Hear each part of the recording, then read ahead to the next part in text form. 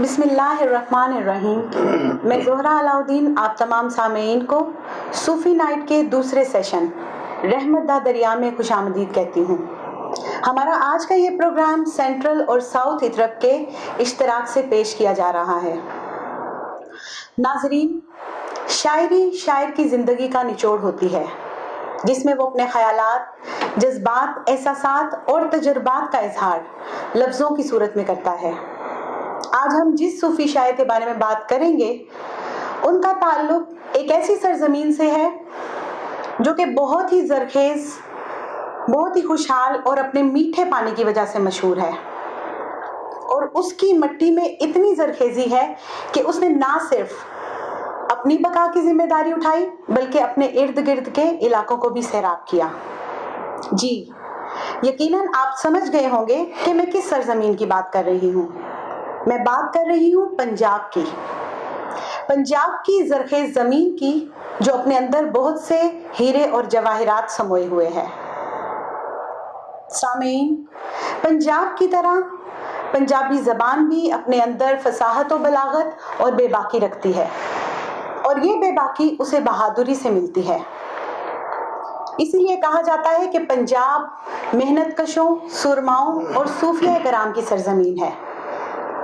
اگر ہم پنجاب کی تاریخ کا مطالعہ کرتے ہیں تو ہمیں بہت سے صوفی شعراء کا تذکرہ ملتا ہے جنہوں نے انفرادی جستجو، رب کی شناخت اور زندگی کی حقیقتوں کو جاننے کے لیے علم کے سفر کو چنا، جن میں حضرت بابا بلے شاہ، حضرت شاہ حسین، حضرت سلطان باہو اور داتا صاحب شامل ہیں، جنہوں نے دنیا کے بارے میں، اخلاقیات کے بارے میں اور اسی طرح سے رب کی شناخت اور رب سے تعلق کے بارے میں لکھا ہے.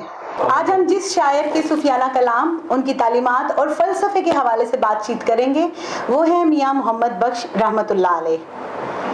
ہماری آج کی گفتگو میں میرے ساتھ سینٹرل اطرب کے سینئر اسکالرز جناب نصیر الدین ہمایوں، جو کہ اپنے علم، اپنی خوش کلامی اور فن تقریر میں اپنی مثال آپ ہیں، اور ان کے ساتھ ساتھ جناب ایوب صاحب، جو کہ اپنے علمی ذوق، اپنی پرسوز آواز اور انداز کی وجہ سے جانے اور پہچانے جاتے ہیں.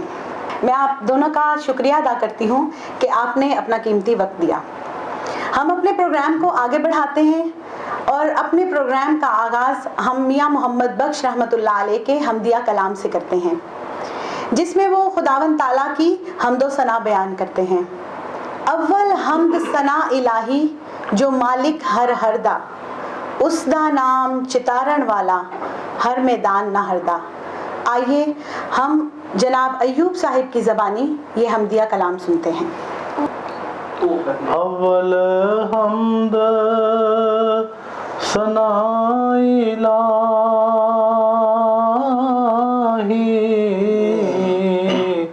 جو مالک ہر دا، اس دا نام چتارن والا ہر میدان نہ ہردا. رحمت دا دریا الہی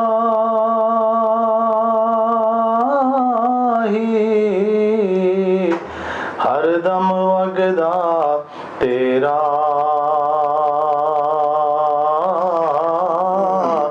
جے ایک قطرہ بخشے مینوں کم بندا اے میرا.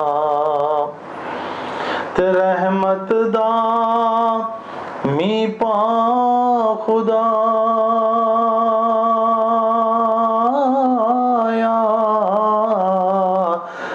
باغ سکا کر ہریا،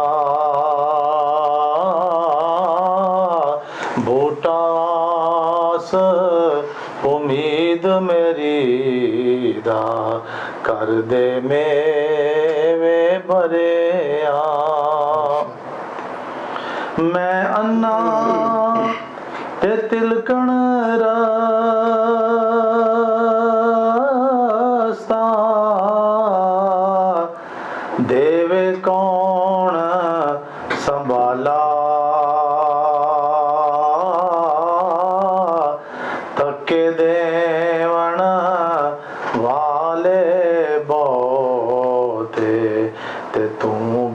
पकड़न वाला, तके देवण वाले बहुते, ते तू बा पकड़न वाला।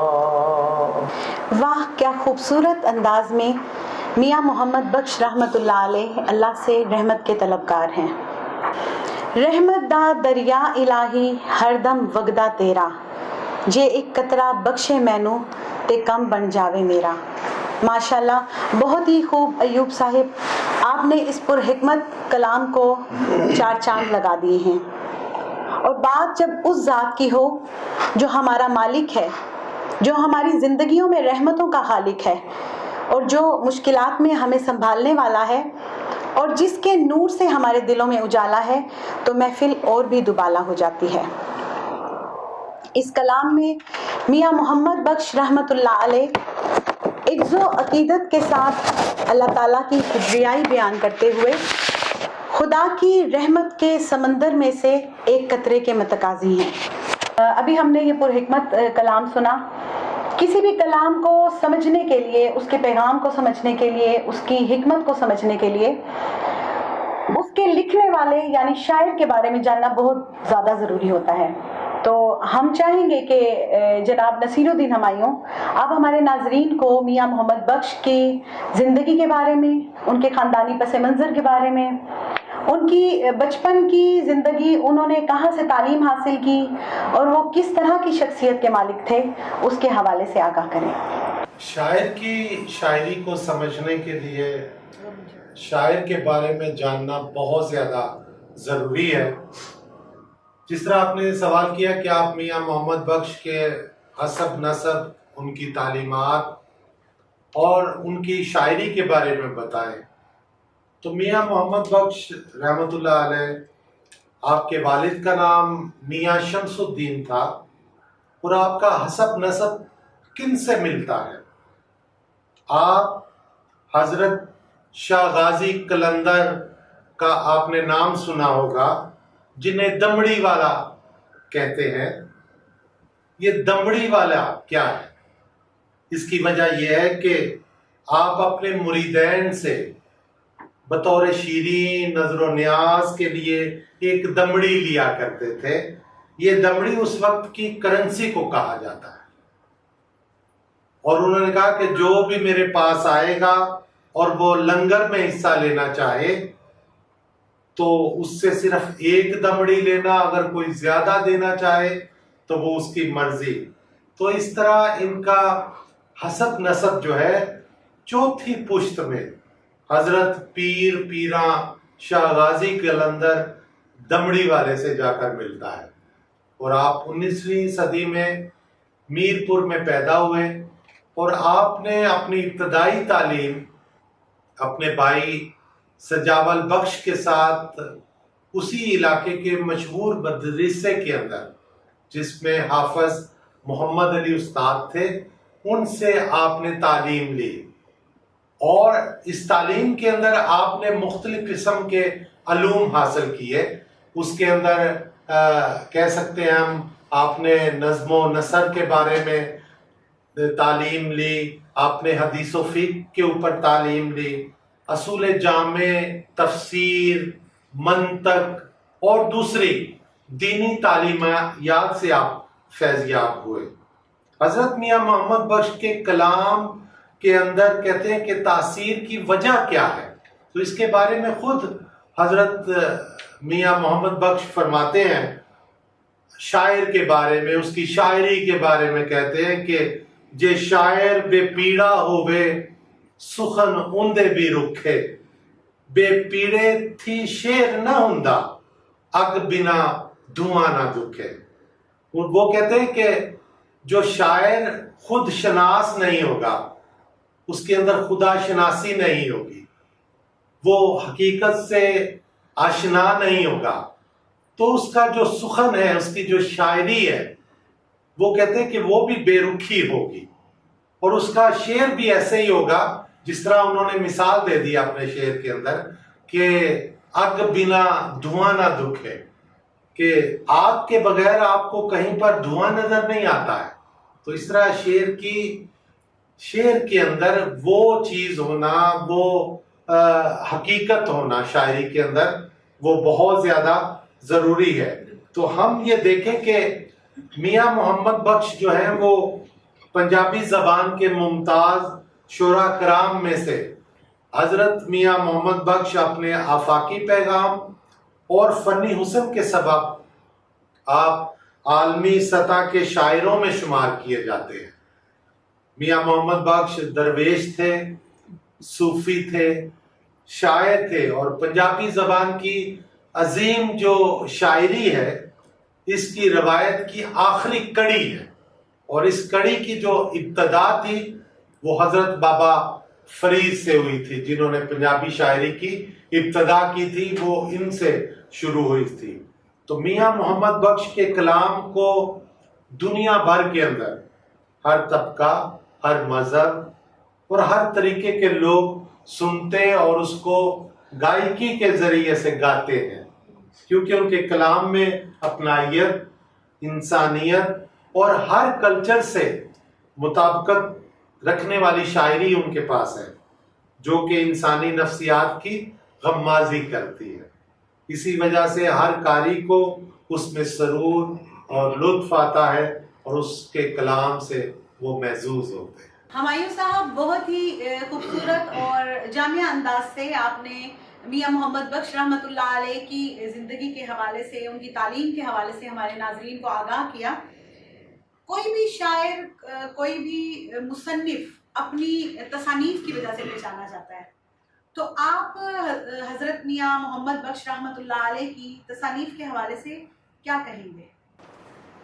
ایک شاعر کی زندگی کا اثاثہ، قیمتی سرمایہ اس کی شاعری اور اس کی تصنیفات ہوتی ہیں، جن میں ان کا ہنر، فن اور اس کی خداداد صلاحیتیں اس میں موجود ہوتی ہیں. اسی طرح میاں محمد بخش رحمۃ اللہ علیہ نے بہت ساری تصنیفات کو تحریر کیا ہے، لیکن ان کی 15 کے قریب ان کی کتب موجود ہیں. اس کے اندر انہوں نے جو پہلی کتاب لکھی، جس کا میں ذکر کروں گا یہاں پر، وہ تحفۃ الرسولیہ معجزات جناب سرور کائنات صلی اللہ علیہ وآلہ وسلم. اور اس کے بعد انہوں نے ایک اور کتاب کو تحریر فرمایا جو ہدایت المسلمین، اور اس کے بعد ان کی تیسری جو کتاب تھی گلزار الفقراء. اور انہوں نے بہت ساری سی حرفیاں اور قصے بھی تحریر کیے ہیں. سی حرفیوں کے اندر انہوں نے سسی پنو، ہیر رانجھا، اور اس کے ساتھ ساتھ جو قصے لکھے ہیں تو قصہ سونی مہیوال کو لکھا ہے، قصہ شیری فرہاد لکھا ہے، اور اس کے ساتھ ساتھ قصہ شاہ منصور کے اوپر بھی انہوں نے اپنی شاعری کے ذریعے اس کا اظہار کیا ہے.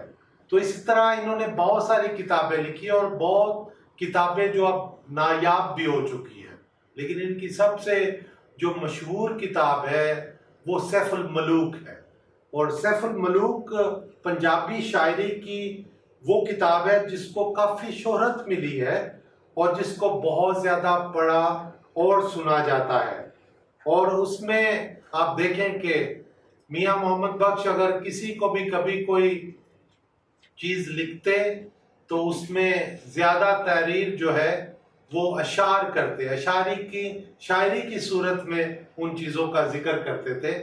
اور آپ فارسی، عربی، پنجابی اور ان کو اردو زبان پر بہت زیادہ عبور حاصل تھا، اور آپ نے اپنی 61 سالہ زندگی کے دوران بہت ساری تصنیفات اور شاعری کی ان چیزوں کو لیا. بالکل ہمایوں صاحب، میاں محمد بخش رحمۃ اللہ علیہ کا کلام ہمیں ان کی تصانیف کی صورت میں ملتا ہے. مجھے بھی ایک دفعہ موقع ملا کہ میں ان کے کلام کو پڑھوں، تو ان کے کلام کو جب میں پڑھ رہی تھی تو وہ دنیا کی بے ثباتی کے حوالے سے بات کرتے ہیں، دنیا کے عارضی پن کے حوالے سے بات کرتے ہیں. میاں محمد بخش یہ فرماتے ہیں، نہ کر بندیاں میری میری، نہ تیری نہ میری، 4 دن آدھا میلا دنیا پھر مٹی دی ڈھیری. یعنی وہ دنیا کے عارضی پن کے بارے میں ہمیں بتا رہے ہیں۔ میاں محمد بخش نے اپنے کلام میں اس کے علاوہ دنیا کی بے ثباتی، اس کے عارضی پن کے حوالے سے اور کیا کیا بیان کیا ہے، ہم چاہیں گے کہ جناب ایوب صاحب آپ ہمارے ناظرین کو اس سے آگاہ کریں اور اپنی خوبصورت آواز میں اس کو سنائیں۔ ویسے تو بہت سارے اشعار ہیں جو میاں صاحب نے اس موضوع پہ بیان کیے ہیں، لیکن دو چار میں آپ کے سامنے عرض کرتا ہوں جن میں بڑا خوبصورتی کے ساتھ انہوں نے دنیا کی بے ثباتی، دنیا کے فانی ہونے کے بارے میں انہوں نے بیان کیا ہے، تو بڑے خوبصورت انداز میں کیا ہے۔ نہ کر بندیا میری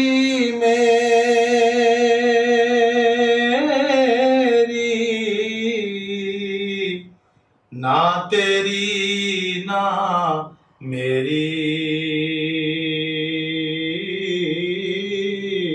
چار دن دا میلا دنیا، پھر مٹی دی ڈھیری، چار دن دا میلا دنیا، پھر مٹی دی ڈھیری۔ بڑے اہم موضوع پہ میاں صاحب نے انڈیکیٹ کیا ہے، بڑا انسان بھول جاتا ہے جس کو جانتے ہوئے بھی، سمجھتے ہوئے بھی، اس کے بارے میں پڑھتے ہوئے بھی، اور زندگی کے سامنے اس کے ایسے واقعات پیش آتے ہیں جس کو اس کو پتہ چلتا ہے کہ دنیا ہاتھ آنے والی چیز نہیں ہے۔ تو اس لیے صوفی صاحب نے فرمایا کہ نہ تیری نہ میری، دنیا کی کوئی چیز انسان کے لیے نہیں ہے، چاہے مال ہو، چاہے اولاد ہو، چاہے انسان کی جائیداد ہو، وہی کوئی بھی اس کے ساتھ رہنے والی نہیں ہے، اور پھر مٹی کی ڈھیری یعنی کہ فانی ہے بالکل۔ اور اسی کو انہوں نے مزید اچھے طریقے سے بیان کیا ہے کہ سدانہ باغی، یہ بڑا عام شعر بولا جاتا ہے، وہ خوبصورت شعر ہے۔ سدانہ باغی بلبل بولے،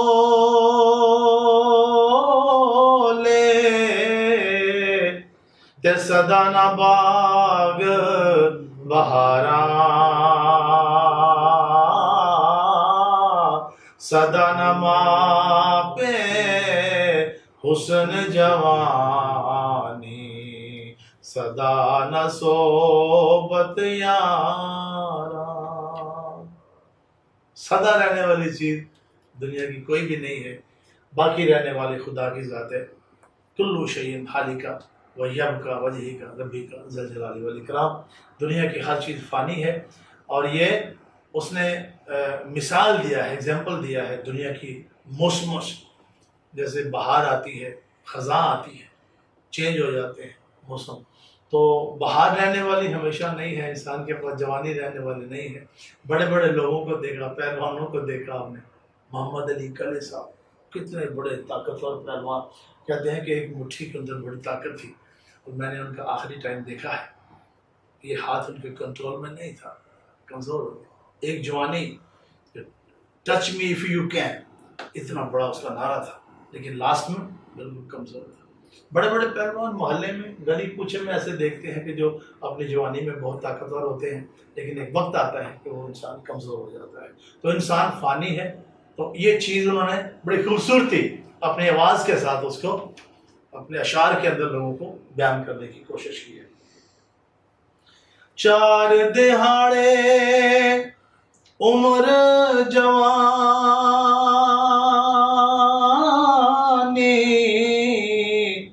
کر لے عیشاں موجاں،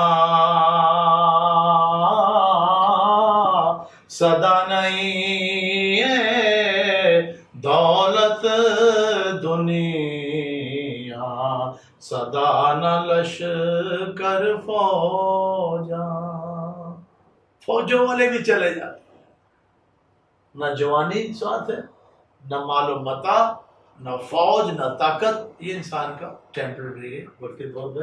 بڑی خوبصورتی کے ساتھ میاں صاحب نے اس کو بیان کیا ہے۔ ایک اور شعر ہے، بڑا بہترین ہے، کہ دنیا یہ مسافر خانہ ہے، کوئی آتا ہے کوئی جاتا ہے، یہ چلتا رہتا ہے یہ سلسلہ.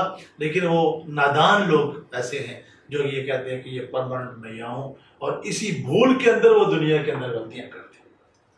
اسی نادانی کے اندر انسان غلطی کرتا ہے کہ شاید یہ جو طاقت ہے یہ میری پرماننٹ ہے، یہ مال میرا پرماننٹ ہے، میں نے اس دنیا میں ہمیشہ رہنا ہے. لیکن اس کو بھول جاتے ہیں. جو انسان اس کو سمجھ کے چلتا ہے کہ نہیں یہ فانی دنیا ہے، وہ غلطی کے امکانات اس کے کم ہو جاتے ہیں. بڑا خوبصورت شعر ہے، بیان عرض کرتا ہوں میں. اے دنیا مسافر خانہ،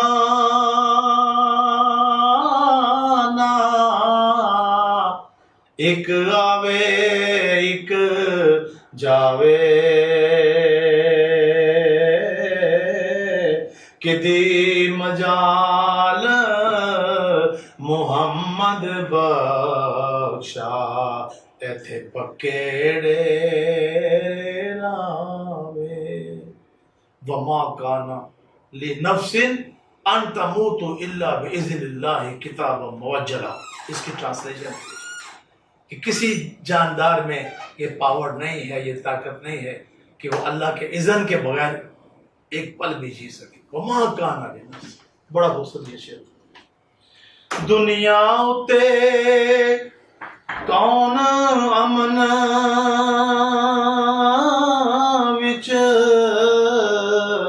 ہر کوئی دکھی یارا، بے وفا سنسار محمد، ٹھگ بازاری بارا. دنیا تے کون امن وچ، ہر کوئی دکھیار. کسی نے کیا کہا ہے بابا نانک نے کہ نانک دکھیا سب سنسار. اگر کوئی انسان اس دنیا میں زندگی میں بہت زیادہ دولت مند، بہت زیادہ صحت مند، بہت زیادہ اولاد کے ساتھ اچھا خاصا کھاتا پیتا انسان یہ کہے کہ اب میری زندگی میں کوئی دکھ نہیں ہے، کوئی مسئلہ نہیں ہے، تو وہ نادان ہے. Life is a made of problem. زندگی مسائل سے بنی ہے.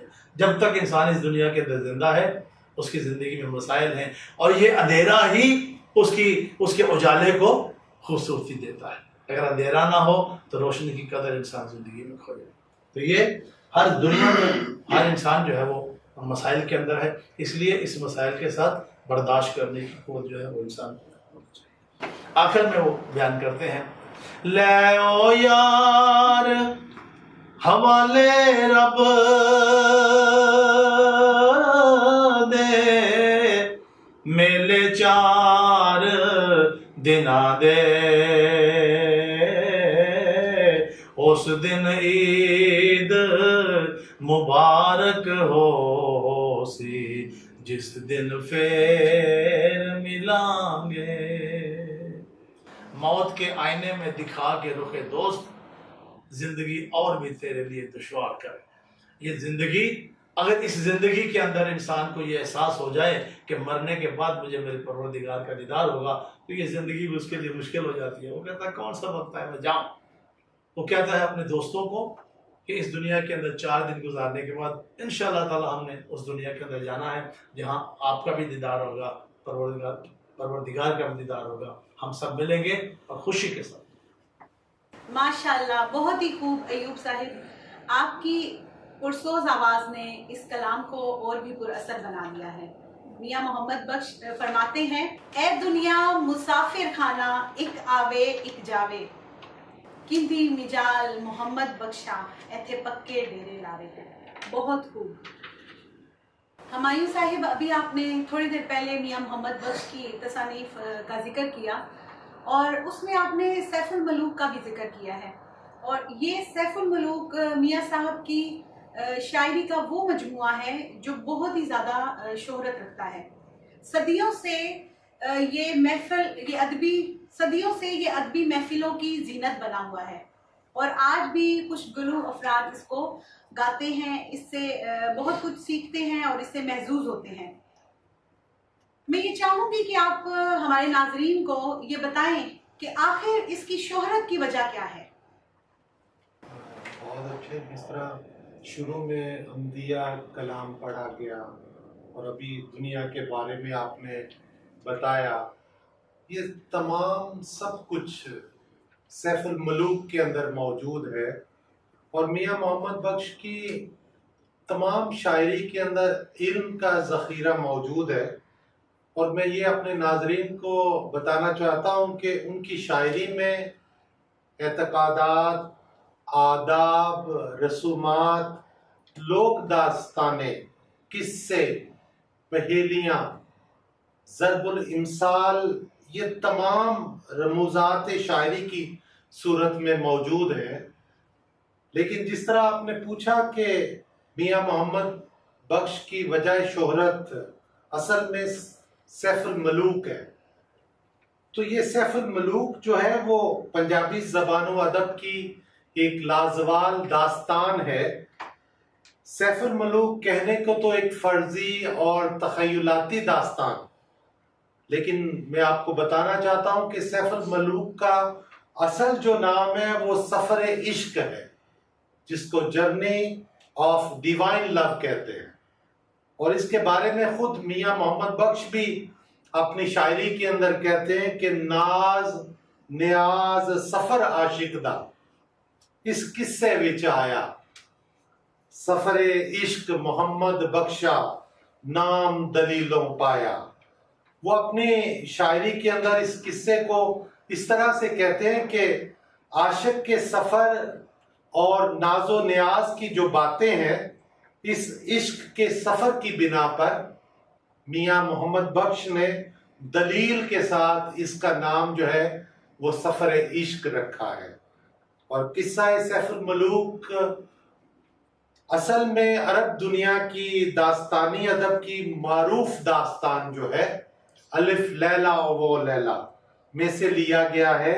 اور میاں محمد بخش نے اس قصے کو فارسی زبان میں پڑھا اور پھر اس کو پنجابی زبان میں منتقل کیا، شاعری کا ایک انداز دیا.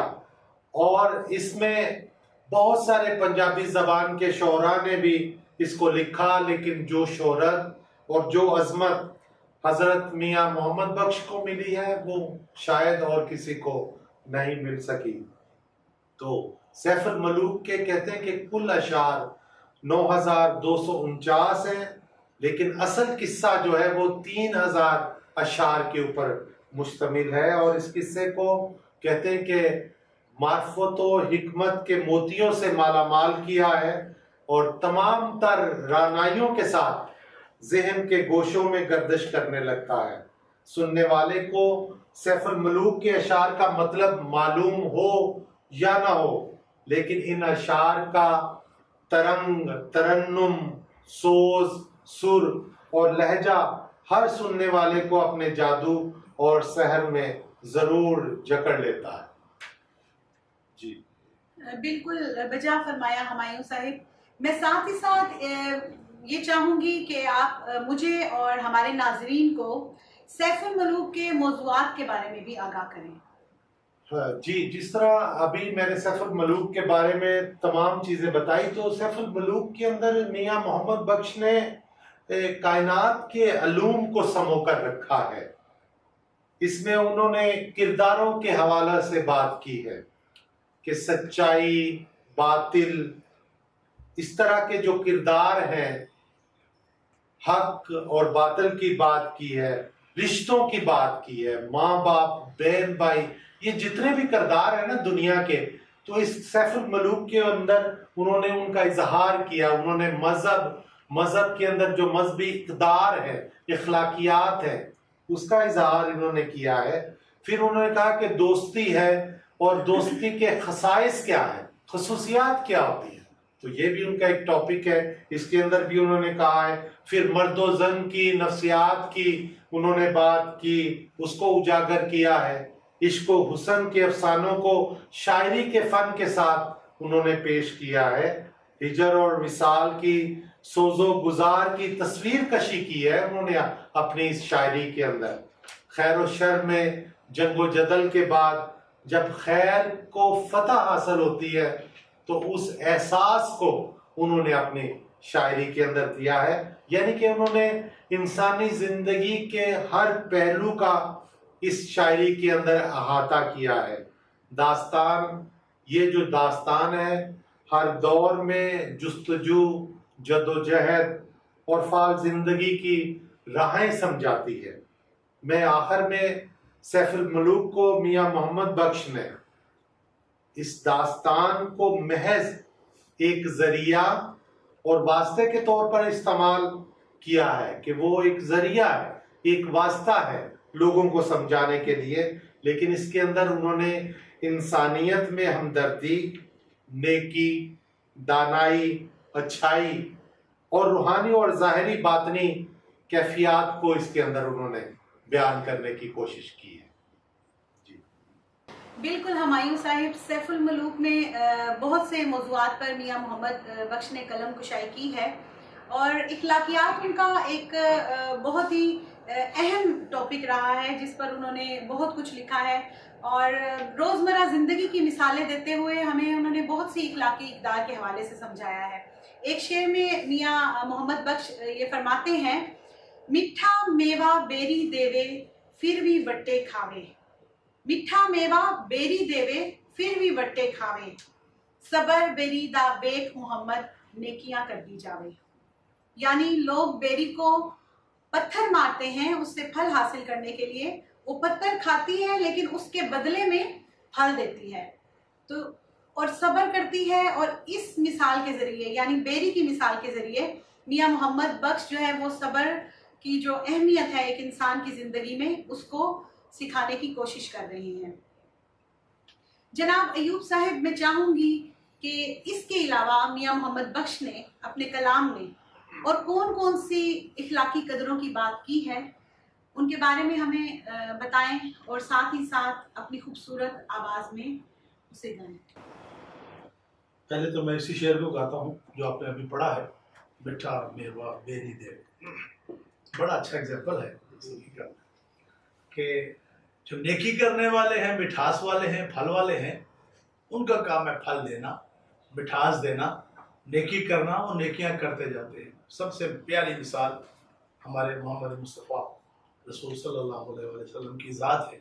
آپ نے دیکھا ان کو کہ وہ نیکیاں، جو عورت ان پہ کچرا ڈالتی ہے اس کی بھی تیمارداری کرنے کے لیے اس کے گھر چلے جاتے ہیں، پوچھتے ہیں کیسی ہو، اور پوری زندگی نیکی کرتے ہوئے گزر گئی۔ لوگوں نے تکلیفیں دی، پتھر مارے، مشکل پیدا کی، لیکن آپ کی زبان سے کبھی بھی ان کے لیے کوئی برے الفاظ زبان سے جاری نہیں ہوئے۔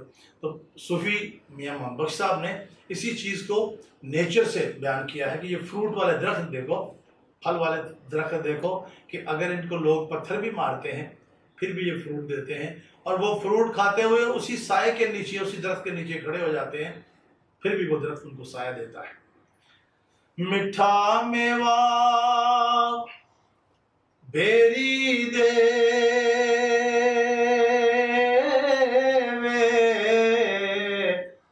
پھر بھی وٹے کھاوے،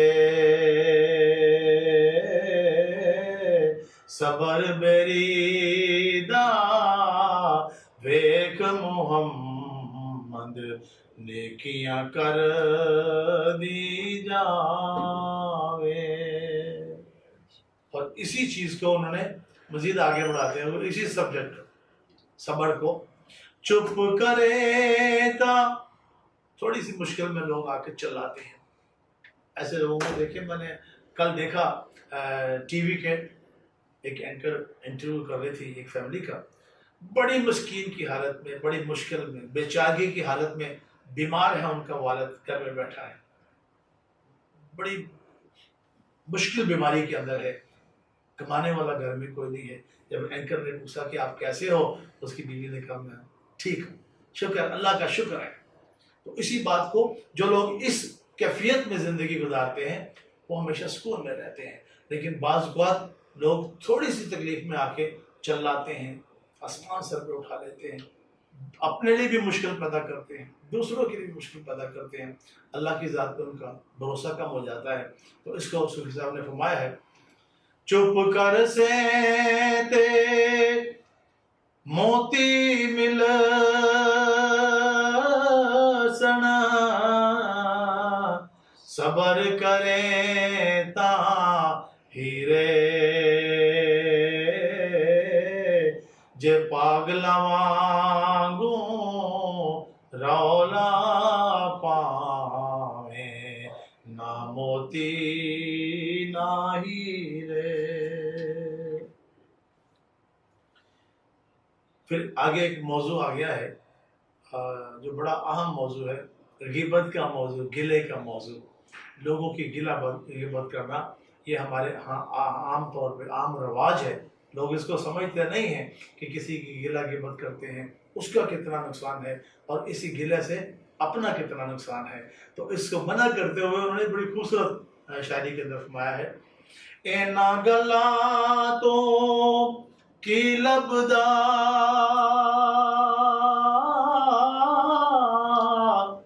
عیب کسے دا کرنا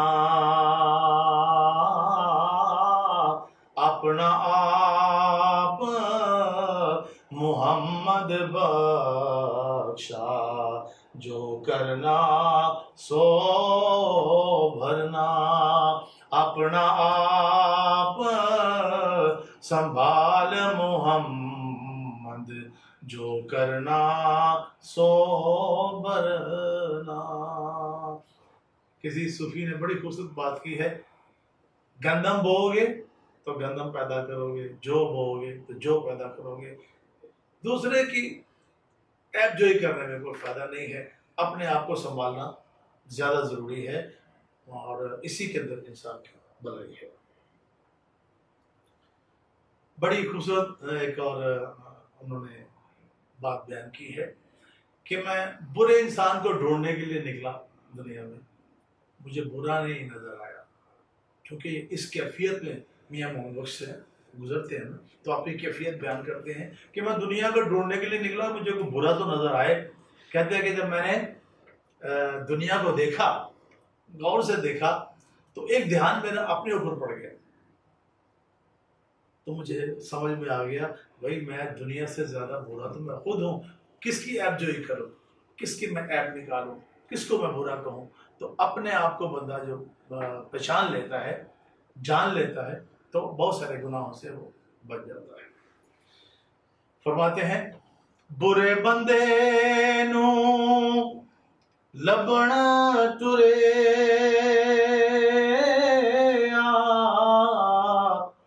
تے برا لبانا کوئی جد میں اندر جاتی پائی میں تو برا نہ کوئی. ایک اور شعر میں عرض کروں گا بیہیویئر کے بارے میں، انسانی بیہیویئر کے بارے میں. بھائی بہن دوست رشتہ دار، صوفی میاں محمد صاحب نے فرمایا ہے کہ دوست اور بھائی وہ ہے جو کسی کی مشکل کے اندر تھا، جو کسی کی مشکل کے اندر اس کی مدد کرے. جو مشکل میں کسی کی مدد نہیں کرتا وہ اس کا دوست نہیں ہے. تو اس کو اس نے شعر کی صورت میں فرمایا ہے، دنیا اتے جو کم نہ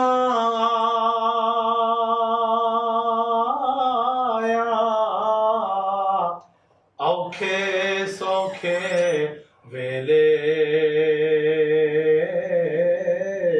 اس بے فیض سنگی کو بہتر یار اکیلے تے سونے نال نہیں پتل رلدا. سونا، پتل، کوئلہ اور سرما. پھر آگے صوفی نے بعض صوفیوں نے کہا بگلا اور ہنس. علامہ اقبال نے کہا ہے کہ شاہین اور گرد. بڑی خوبصورت مثالیں ہیں دنیا کے اندر، ان کا مقام. اور ایسے بھی لوگ ہیں جن کی صفت شاہین کی ہے، وہ شاہین ہیں، اور جو گدھ ہے جس نے گناہ کرنے ہیں، غلطیاں کرنی ہیں، وہ اور گدھ کا کام کیا ہے؟ گندی چیزوں کو کھانا، مردار پہ جانا. بگلا بگلا کیا کرتا ہے؟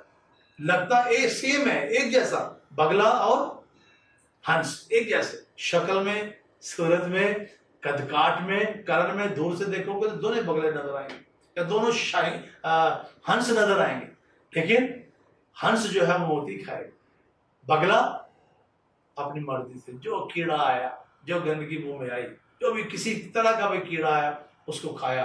تو اس کو مثال بنایا ہے میاں بخش صاحب نے، سونے نال نہیں پتل رل دا تے سرمے نال نہیں کوئلہ، کاواں دی کی قدر محمد جتھے بلبل بولے، کاواں دی کی قدر محمد جتھے بلبل بولے۔ بلبل باغ، ایک اور جگہ کہا ہے کہ صدا باغ بلبل جو ہے وہ پھولوں پہ بیٹھنے والی ہے، قدر پھلاں دی بلبل جانے صاف دماغاں والی، تے قدر پھلاں دا گرج کی جانے مردے کھام دی۔ کتنی بہترین مثال۔ تے بندے تو بلبل بن یار، تو شاہین بن، تو گدھ کیوں بنتا ہے، تو کوا کیوں بنتا ہے؟ تو ایسی جو خدا نے تیرے سامنے ایسی چیزیں رکھی ہیں جو خوبصورتی کے ساتھ دنیا کے اندر اپنے آپ کو پیش کرتی ہیں، تو بھی اسی طرح اپنی زندگی کو۔ تو یہ چند مثالیں میاں صاحب نے بیان کی۔ ماشاءاللہ ایوب صاحب، کیا بات ہے، آپ کی خوبصورت آواز اور میاں محمد بخش کے پرحکمت کلام نے ہمارے دلوں کو موہ لیا۔ برے بندے نو میں لبھن ٹریا، پر لبھاں برا نہ کوئی، جد میں اندر جھاتی پائی تے میتھوں برا نہ کوئی۔ اتنے خوبصورت انداز سے میاں محمد بخش رحمت اللہ علیہ ہمیں خود احتسابی کے عمل کے بارے میں بتا رہی ہیں۔ ابھی ہم نے میاں محمد بخش کا کلام سنا جس میں وہ دنیا کے بارے میں بات کر رہے ہیں، اخلاقیات کے بارے میں بات کر رہے ہیں، صبر کرنے کی مثال دیتے ہیں ہمیں، اور اپنے اندر جھانکنے کی تلقین کرتے ہیں۔ یعنی بہت سے موضوعات پر انہوں نے بات کی ہے۔ میں چاہوں گی کہ جناب نصیر الدین ہمایوں ہمیں میاں محمد بخش کے کلام کی آج کی سوشل میڈیا کے دور میں کیا مطابقت ہے، اس کے حوالے سے آگاہ کریے۔ بالکل، آپ نے جس طرح سے سوال کیا کہ میاں محمد بخش کی شاعری کا آج کی دنیا کے ساتھ کیا مماثلت ہے، اس کو ہمیں بتائیں، تو میں مختصر اس کے بارے میں بتانا چاہتا ہوں کہ انہوں نے صرف کوئی عشقیہ داستان ہی بیان نہیں کی ہے، بلکہ اپنے عقائد، اپنے خیالات کا اظہار کیا ہے، اور اس کو ثقافت کے رنگ میں معاشرے کے اندر جو گوناگونی ہے اور تکثیریت کی جو مضبوطی ہے، اس کا اظہار انہوں نے اپنی شاعری کے اندر کیا ہے۔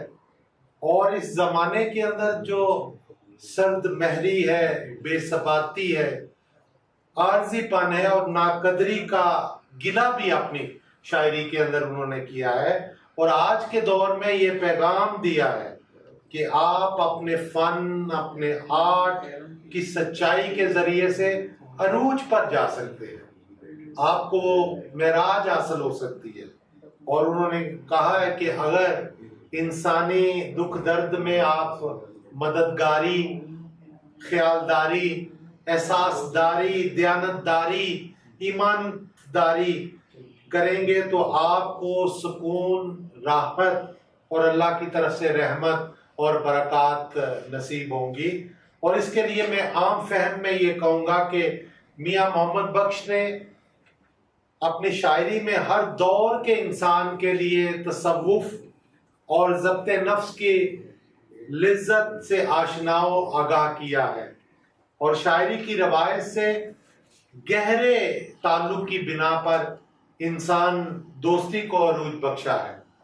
یعنی ایک شاعر کی اعلیٰ پہچان یہ ہے کہ وہ ایک وقت میں اس کی شاعری محدود نہیں رہتی کہ اس کی شاعری ہم کہیں گے کہ ایک ہی وقت میں محدود رہے، بلکہ اس کی شاعری ہر دور ہر زمانے میں اسی رنگ کے ساتھ اسی قوت کے ساتھ اس کا اظہار کرتی ہے اور وقت کے مطابق لوگوں کو سمجھ انڈرسٹینڈنگ میں مضبوط بناتی ہے اور اپنے گہرے نقوش جو ہیں وہ چھوڑ کر جاتی ہے۔ ان تمام چیزوں کو دیکھتے ہوئے میاں محمد بخش نے اپنی شاعری کے اندر لاسٹ میں یہ شعر کہوں گا جو انہوں نے اپنے سیف الملوک کے اندر فرمایا ہے۔ وہ کہتے ہیں کہ خالق رازق آپ الہی نت دیندہ بن منگے، خالق رازق آپ الہی نت دیندہ بن منگے،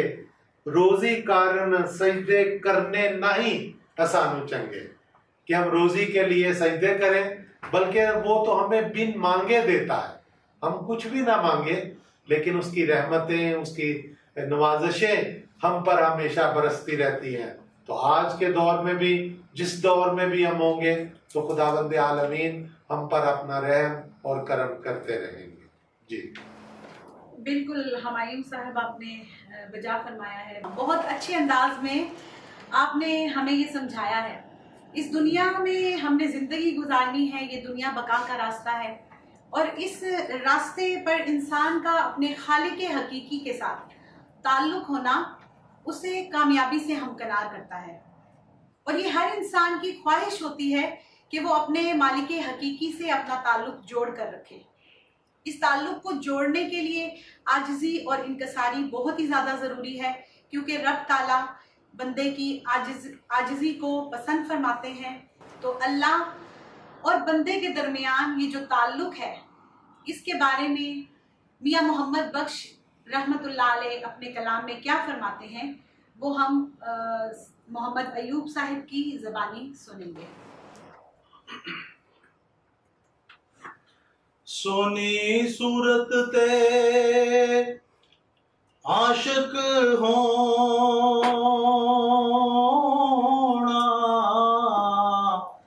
اے کیڑی وڈیائی، عاشق بن تو ہوس سونے دا جس شکل بنائی، عاشق ہو تو ہوس سونے دا جس شکل بنائی۔ الحمدللہ رب العالمین عام طور پر قرآن کی آیت پڑھی جاتی ہے، لیکن اس کی ٹرانسلیشن یہاں پہ میاں محمد بخش صاحب نے اس کو شعر کی صورت میں بیان کیا ہے کہ جو بھی تعریف ہے، جو بھی خوبصورتی ہے، جو بھی بڑائی ہے وہ پروردگار کی طرف جاتی ہے، چونکہ انسان کے ذہن کا کریٹر اللہ کی ذات ہے۔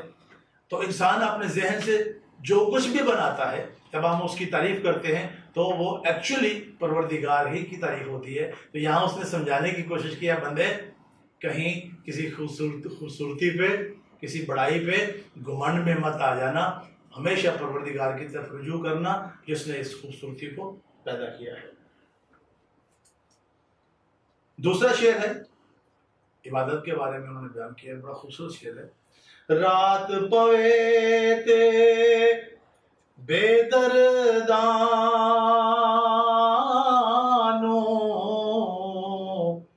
نیندر پیاری آوے، درد مندانو یاد سجن دی ستیاں آن جگاوے۔ دو طرح کے لوگ جو خدا سے غافل ہیں میٹھی نیند سوتے ہیں، نہ صرف رات کو میٹھی نیند سوتے ہیں بلکہ پریکٹیکل لائف کے اندر زندگی کے اندر بھی وہ سوئے ہوتے ہیں، حقیقت سے ناآشنا ہوتے ہیں۔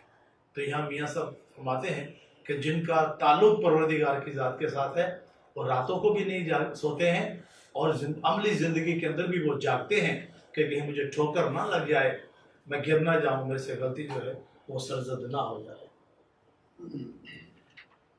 پچھلی راتی رحمت رب دی کرے بلند آوازاں اے بخشش منگن والیاں تائیں کھلا اے دروازہ.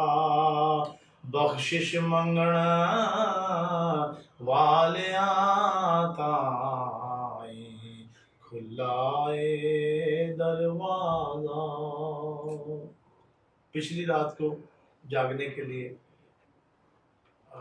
بڑی خوبصورت سی قرآن کی آیت ہے، یا ایھا المزمل قم اللیل قم اللیل، رات کو اٹھا کرو، رات کو جاگا کرو.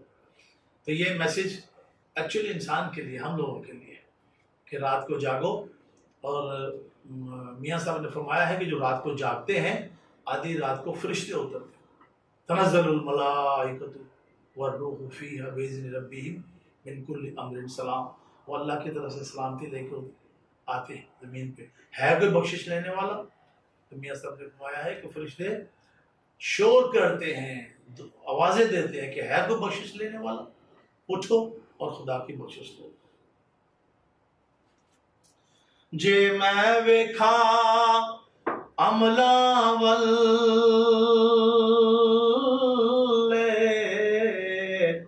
تے کچھ نہیں میرے پلے،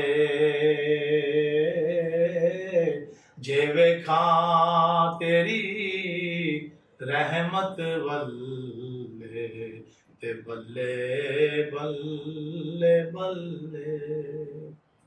وہ کہتا ہے کہ جب میں اپنے اعمال کی طرف دیکھتا ہوں تو مایوس ہو جاتا ہوں کہ یا پروردگار، میں نے زندگی میں اتنے زیادہ اعمال نہیں کیے، تیرا سامنا کیسے کروں گا، میں بخشش کے لیے ہاتھ کیسے اٹھاؤں گا. لیکن جب مجھے تیری اس آیت کی طرف میرا دھیان جاتا ہے کہ تو رحمان ہے، تو رحیم ہے، تیری رحمت بے پناہ ہے، تو مجھے سکون مل جاتا ہے کہ صحرا صحرا کسیاں میرے، تو پروردگار دریا دریا رحمت.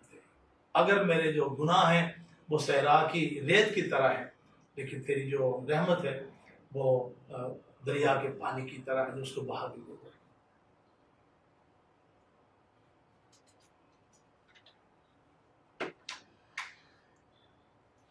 عملا والے لنگ لنگ جان دے تے غافل گوتے کھاوے، ڈبن نہ دین محمد بادشاہ، ہوندے کامل پیر جناں دے. پیر کامل ہونا ضروری ہے، کشتی کا ملا صحیح ہونا ضروری ہے. اگر ملا صحیح کشتی کو نہیں چلا سکتا تو بڑا مشکل ہے سفر کو پار کرنا. کہتے ہیں دنیا کے پار کرنے کی، اس دنیا کے بارے میں بہت ساری مثالیں دی جاتی ہیں، تو ایک مثال اس دنیا کی دریا کی طرح ہے. ہر انسان کو اس دریا سے پار اترنا ہے. تو کہا جاتا ہے کہ جن کے پیر کامل ہیں، قرآن کی آیت ہے نا، یا ایھا الذین آمنوا اتقوا اللہ وابتغوا الیہ الوسیلہ، اے ایمان والو تقوی اختیار کرو اور اس تک پہنچنے کے لیے وسیلہ تلاش کرو. تو وسیلہ ہونا، کامل پیر ہونا، کشتی کا ملا ہونا، کامل جو ہے وہ بہت ضروری ہے. وہ نہیں ڈوبتا ہے، اس کو وہ راستہ بتاتا ہے کہاں سے گہرا ہے، کہاں پانی آج مشکل ہے، کہاں چلیں گے تو پتھر ہے، وہ راستہ بتاتا ہے. جو اگر پیر کامل ہو تو انسان کی منزل جو ہے وہ دنیا کے اندر بالکل آسان ہو جاتی ہے. بہت خوب، دل کو چھو لینے والا. جے میں ویکھا عملہ ولے کچھ نہیں میرے پلے، جے میں ویکھا تیری رحمت ولے بلے بلے بلے. ہم جتنا بھی یہ کلام سنتے ہیں ہمارا دل اس سے بھرتا نہیں ہے. ہم اس کو اور سننا چاہتے ہیں، اس کو پڑھنا چاہتے ہیں، لیکن ہم وقت میں محدود ہیں. آج کا ہمارا یہ پروگرام رحمت دا دریا، جس میں ہم نے میاں محمد بخش رحمت اللہ علیہ کے حالات زندگی، ان کے خاندانی پس منظر، ان کا تعلیمی بیک گراؤنڈ اور وہ کس طرح کی شخصیت کے مالک تھے اس کے حوالے سے جانا۔ اس کے ساتھ ساتھ ان کا علمی خزانہ تصنیفات کی صورت میں ہمارے پاس موجود ہے، اور انہوں نے اپنے کلام میں روزمرہ کی مثالیں دیتے ہوئے ہمیں بہت ہی پیچیدہ معاملات کے بارے میں سمجھایا ہے کہ دنیا میں رہتے ہوئے کس طرح سے ہم نے زندگی گزارنی ہے، اور یہ دنیا عارضی ہے۔ اس دنیا میں رہتے ہوئے ہمیں لوگوں کے ساتھ اچھے اخلاق کے ساتھ پیش آنا ہے۔ اس کے لیے وہ بیری کی مثال دیتے ہیں۔ دوسروں کے عیب نکالنے کی بجائے ہمیں اپنے اندر جھانکنا ہے، اور اس کے لیے وہ ہمیں فرماتے ہیں کہ میں نے پوری دنیا میں یہ دیکھا کہ کوئی برا انسان مجھے ملے، لیکن جب میں نے اپنے اندر جھانکا تو مجھے لگا کہ سب سے برا میں خود ہی ہوں۔ یعنی خود احتسابی کا عمل وہ ہمیں خوبصورت انداز سے سمجھاتے ہیں۔ ہمیں چاہیے کہ ان کی تعلیمات پر عمل کریں اور اسے سیکھیں اور اسے اپنی زندگی میں اپنائیں۔ یہ صوفی بزرگ جو اس دنیا میں آتے ہیں، اپنے خیالات اور اپنی تعلیمات کے ذریعے وہ لوگوں کو دین اور دنیا کا سبق سکھاتے ہیں۔ وہ اس دنیا سے چلے جاتے ہیں، لیکن ان کا علم ہمیشہ زندہ رہتا ہے، کہیں انسانوں کے دلوں میں تو کہیں عملوں میں۔ کچھ لوگ انہیں گا کر یاد کرتے ہیں تو کچھ لوگ انہیں پڑھ کر اور سن کر، اور ہماری آج کی محفل بھی ان کو یاد کرنے کا ایک بہانہ تھی۔ آپ تمام کا شکریہ۔ اپنی رائے کا اظہار فارم فل کر کے کریں۔ آخر میں میاں محمد بخش رحمت اللہ علیہ کا ایک شعر پڑھوں گی۔ تو صاحب میں بندہ تیرا، میں ادنا تو اعلیٰ۔ تو صاحب میں بندہ تیرا، میں ادنا تو اعلیٰ۔ فضل تیرے تے صدقے جاواں، تو میرا رکھوالا۔ اللہ ہم سب کا حامی و ناصر ہو۔ اللہ حافظ۔